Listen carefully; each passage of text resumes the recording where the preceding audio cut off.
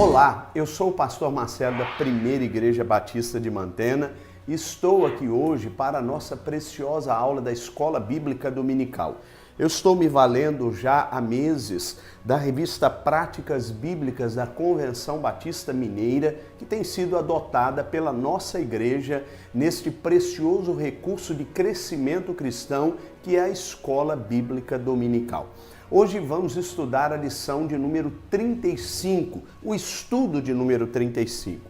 Neste estudo, nós vamos tratar de um tema tremendamente importante. Nós vamos falar sobre a família como agência da formação ou de formação. Nós vamos estudar nesse contexto o caráter da formação dentro desse contexto familiar.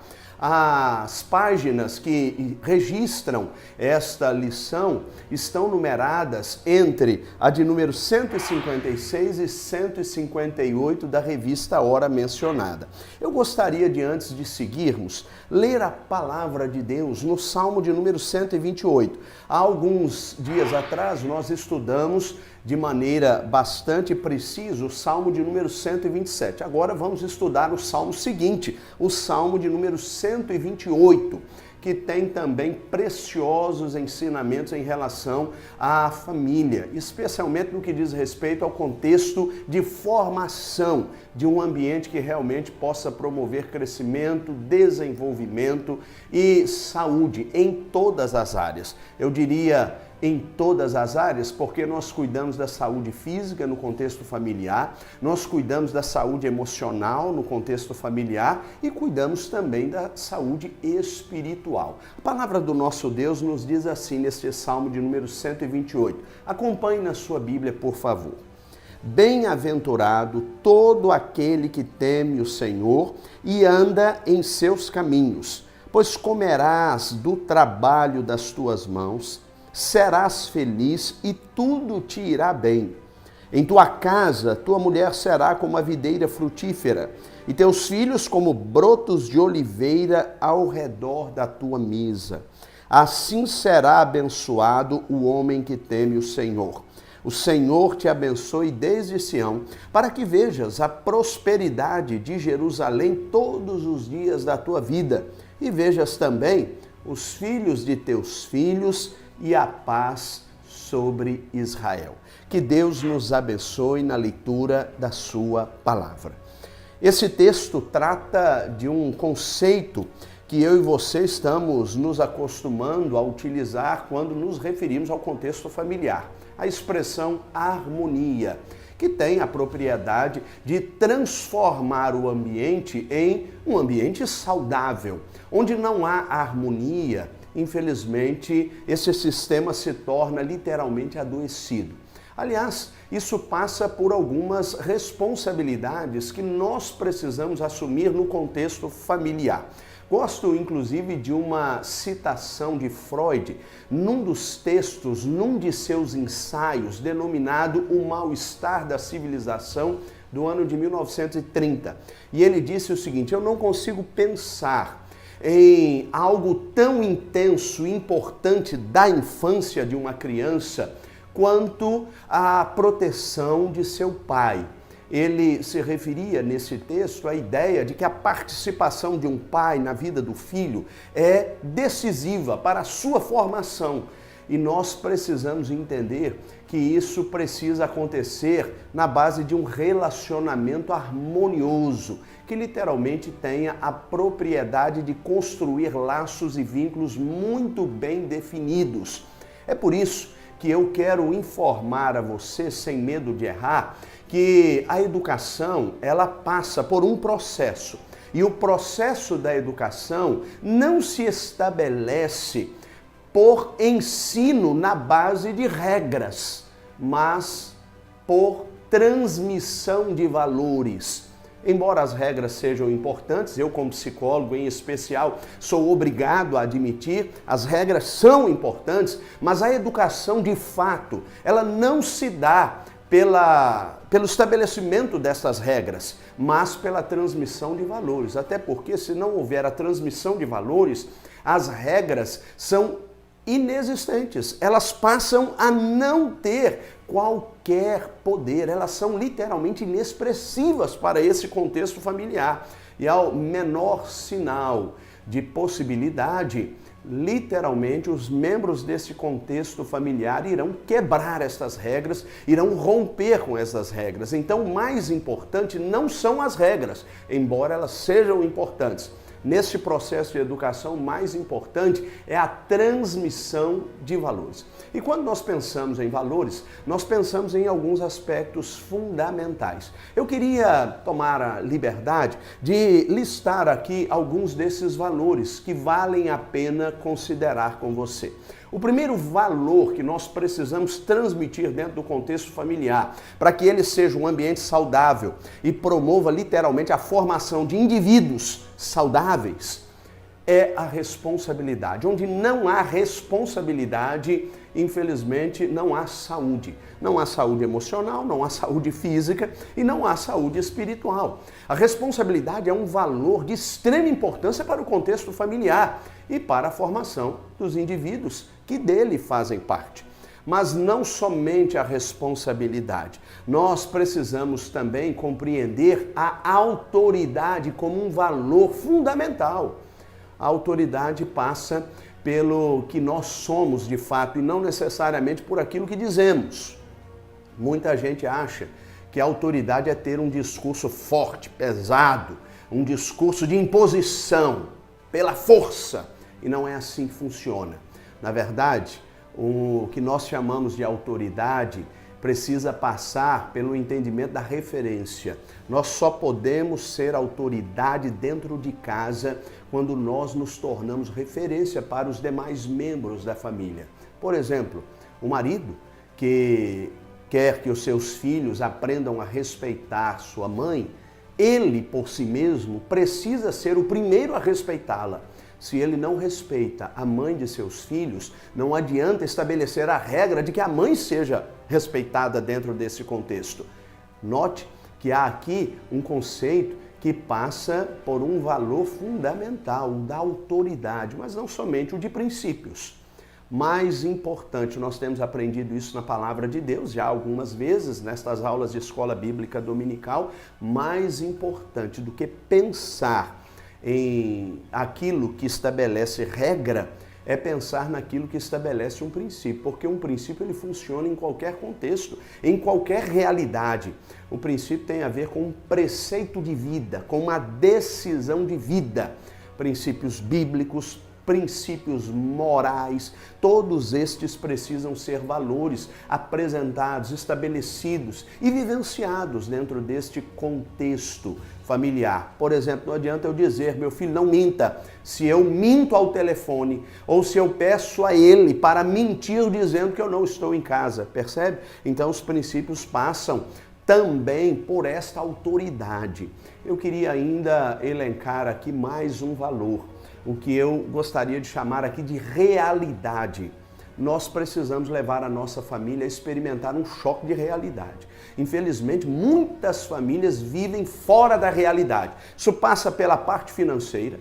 As famílias muitas vezes estão gastando o que não têm, os seus pais são responsáveis por isso, estão mimando os seus filhos, dando-lhes muitas coisas ao invés de dar o que realmente importa e mostrar a realidade das coisas. É preciso mostrar que a vida muitas vezes é dura, que a frustração muitas vezes vai acontecer, será uma realidade em nossa história de vida. Então nós precisamos transformar o ambiente familiar em um choque de realidade. Precisamos aprender a dizer sim quando a necessidade for sim. E precisamos dizer não quando a necessidade for dizer não. Esta é, sem dúvida nenhuma, uma grande contribuição desse processo de formação da nossa família, e em especial dos nossos filhos que estão sob nossa responsabilidade, nós que já somos pais. Mas ainda quero chamar a sua atenção para um último valor aqui nesta lista que eu elenco, o que eu chamo de coerência. A coerência é aquilo que tem a ver com o que eu estou propondo para o meu sistema familiar. E eu preciso estabelecer uma linha de coerência E esta coerência ela tem a ver com situações diferentes, mas com o mesmo perfil de tratamento para as questões variadas da vida. Então eu preciso saber, por exemplo, que eu preciso ter coerência no que diz respeito às minhas palavras, eu preciso ter coerência no que diz respeito à minha fé, eu preciso ter coerência no que diz respeito aos meus negócios, eu preciso ter coerência no que diz respeito ao meu comportamento. Se eu digo que vou andar com Jesus, então eu preciso refletir a glória de Jesus dentro da minha casa. Eu não posso ser um ser desconectado desta realidade. Eu não posso ter duas caras. Eu não posso ter duas personalidades que, num plano bipolar, estabelece visões antagônicas de vida. Os nossos, isto é, aqueles que convivem conosco no sistema familiar, precisam entender que há uma coerência, há uma combinação de fatores que convergem para o mesmo ponto. Isso, inclusive, vale para marido e mulher. Muitas vezes, o marido estabelece uma caminhada e a mulher estabelece outra para os filhos. E esta incoerência promove uma verdadeira confusão no sistema familiar. Viram aí? Os valores são realmente extremamente importantes para a formação no contexto familiar. Então, sem mais delongas, nós vamos agora estudar pelo menos 2 tópicos que são propostos pelo autor desta lição, pastor Cioli, e eu quero mencioná-los a partir de agora. O primeiro tópico é a família cristã e a promessa. Você bem sabe que o nosso Deus estabeleceu uma promessa para o homem. A Bíblia diz que Deus percebeu que o homem estava só e isso lhe era muito ruim. E a palavra do Senhor diz que Deus deu um jeito nesta situação, trazendo-lhe uma companheira para que ele pudesse compartilhar a sua história, para que pudesse compartilhar os seus sentimentos e a sua proposta de vida. Desde então, a Bíblia preceitua por um princípio divino que o homem deve deixar pai e mãe, e a mulher a mesma coisa, e os dois devem se unir e se transformarem em uma só carne. Interessante que este contexto que aparece no livro de Gênesis é também apresentado no Novo Testamento, não somente por Jesus, mas também pelo apóstolo Paulo, diga-se de passagem. E uma coisa importante que eu e você precisamos saber é que além de ter um projeto comum, essa ideia de os dois se unirem numa só carne passa também pela intimidade, que atravessa e que permeia várias áreas da vida, inclusive a atividade ou a intimidade, melhor dizendo, sexual. Mas por que não dizer também a atividade sexual, que deve ser algo dentro do plano divino e quando é bênção para o casal e naturalmente para toda a família. Eu queria fazer aqui algumas observações importantes. A primeira delas é que o sistema familiar ele passa por essa promessa de Deus desde que ele esteja atendendo às condições divinas para tanto. E uma destas condições que Deus estabelece é o que eu chamo aqui de inconsciente parental. O inconsciente parental é fundamental para o desenvolvimento da promessa de Deus dentro de nossa casa. Eu vou explicar o que é o inconsciente parental. Preste atenção. O inconsciente parental é a ressonância entre o que pregamos e aquilo que vivemos propriamente dito. O que eu quero dizer com isso é que os nossos filhos miram no nosso exemplo. Aliás, como já havia dito na parte introdutória desta lição, a promessa divina, ela tem a ver com a submissão à autoridade do Senhor. É interessante que esse Salmo de número 128, e eu quero retomá-lo para a nossa reflexão, ele nos apresenta alguns conceitos fundamentais. Por exemplo, quando ele diz que nós devemos comer do nosso trabalho. O versículo de número 2 diz isso: pois comerás do trabalho das tuas mãos, feliz serás e tudo te irá bem. Esse é o princípio da responsabilidade, como disse agora há pouco. E esse princípio ele tem a ver com algo que vai estabelecer dentro de casa o que nós chamamos de inconsciente parental. os nossos filhos, o nosso cônjuge e as pessoas com as quais convivemos, até a nossa sogra, o nosso sogro, os nossos cunhados, por mais distantes que sejam, eles estarão mirando no nosso comportamento. E é preciso que eu e você trabalhemos uma visão que passe por aquilo que eu chamei agora há pouco de coerência. Se nós perdermos de vista estes valores, nós vamos incorrer em erros gravíssimos de existência. É interessante que quando nós, por exemplo, usamos um cinto de segurança no carro, nós estamos não apenas nos protegendo, mas educando a nossa família para o entendimento de que o cinto de segurança dentro do carro não é apenas o cumprimento de uma regra, mas é um valor que se estabelece no que diz respeito ao entendimento da própria proteção de todos aqueles que estarão viajando ou passeando dentro desse veículo. Estamos falando da proteção e da preservação da integridade física da família. Então note que é preciso haver algo que esteja já no inconsciente de toda a família, ou seja, que todos reajam e ajam de maneira automática quando se trata daquilo que é o melhor para o contexto familiar. Interessante que muitas vezes nós não fazemos isso nem mesmo com a igreja, não é verdade, irmãos? Nós não amamos a igreja como deveríamos amar, nós não respeitamos o comportamento cristão, e aí quando digo igreja não estou falando da instituição propriamente dita, mas estou falando do contexto cristão. Muitas vezes nós não somos a igreja de Cristo dentro de casa. E aí, o inconsciente parental, ele passa a absorver o entendimento, isto é, os membros desse contexto familiar passam a absorver o entendimento de que a igreja, na verdade, só traz prejuízos. Lá é lugar ruim, onde as pessoas não se respeitam, onde as pessoas literalmente não são boas. E, de fato, muitas vezes a igreja é exatamente isso. Mas nós precisamos ensinar dentro de casa que a igreja do Senhor é feita de pessoas imperfeitas, mas tem como cabeça Cristo, que é uma pessoa perfeita. E é nele que devemos mirar o nosso exemplo e o nosso comportamento. Aliás, como a própria palavra de Deus diz, olhar para o autor e consumador da nossa fé. Muitas vezes nós temos deixado isso a desejar. Não incorra nesse erro, meu irmão. Você estará criando dentro da sua casa um distanciamento enorme entre o que Deus propõe, isto é, entre a promessa de Deus e aquilo que você viverá de fato. E eu espero que você jamais cometa este erro, porque se incorrer neste erro, você literalmente estará jogando fora a oportunidade e o privilégio de estabelecer dentro do seu lar a promessa divina. Eu queria partir de imediato para o segundo tópico desta lição. E o segundo tópico proposto pelo autor é a missão da família cristã. Nós temos vivido uma realidade desafiadora enquanto família nesta sociedade que, como vimos na aula anterior, se você não a viu ainda, vale a pena assisti-la. Nós vimos uma sociedade dominada pela informação, o que não significa dizer dominada pela capacidade de formação. As pessoas hoje, de fato, são bem informadas, mas isso não significa dizer que elas são bem formadas.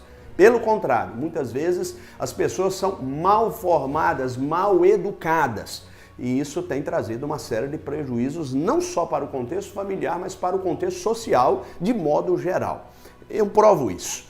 Há uma pesquisa que foi publicada há alguns meses atrás, na verdade, há cerca de 2 anos atrás, ela foi feita pela Universidade de Michigan, nos Estados Unidos.